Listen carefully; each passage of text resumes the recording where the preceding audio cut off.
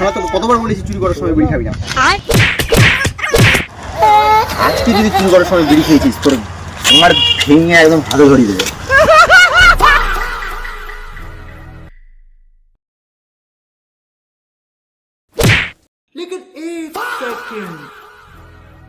लेकिन ये साला कर क्या रहा है यहाँ पे?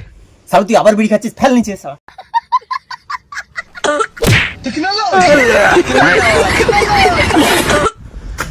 কোথায় চলে গেল?